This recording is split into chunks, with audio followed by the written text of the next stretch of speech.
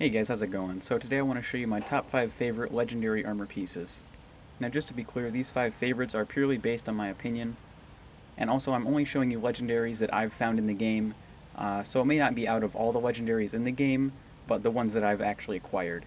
So I'm just going to go down the list here. The first one we have is the Bolstering, and this perk reads grants increasing energy and damage resistance the lower your health gets, and it can give up to 35 points for each damage and energy resistance.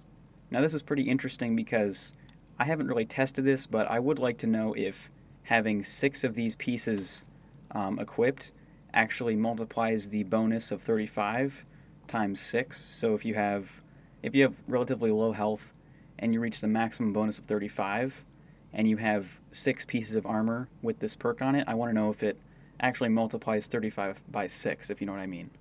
Because if it did do that, you'd be looking at a damage and energy resistance of 210 points.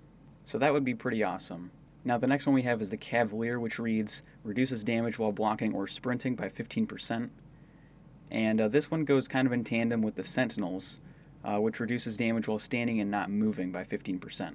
So if you have 3 of each, or in other words half and half, you can actually reduce your damage by standing and not moving, and while also sprinting and blocking. So you basically have all the bases covered here. You take reduced damage by basically doing any type of movement in the game. Now I've actually done a completely separate video on this one, but this is the Chameleon, and it reads, enemies have a harder time detecting you while you're sneaking and not moving. And what this perk doesn't tell you is that when you equip the armor piece, I believe it can be anything, really it can be any piece of armor. Mine just happens to be a chest plate. But basically, when you crouch, you become invisible. And it looks like you're wearing a stealth boy, but you're actually not. You're just wearing the piece of armor. And if I stand back up, or if I move while crouching, then I become revisible again. But this is actually a very cool piece of armor, and I typically use this piece with whatever else I'm using. Now the next one we have is called Powered, and it says increases action point refresh speed. Now this piece of armor may seem pretty average at first, but when I used it I actually noticed a significant difference in my action point refresh speed. I noticed it doesn't actually specify how much it increases, so I'm not really sure the specific number or percentage at how much it increases the refresh speed.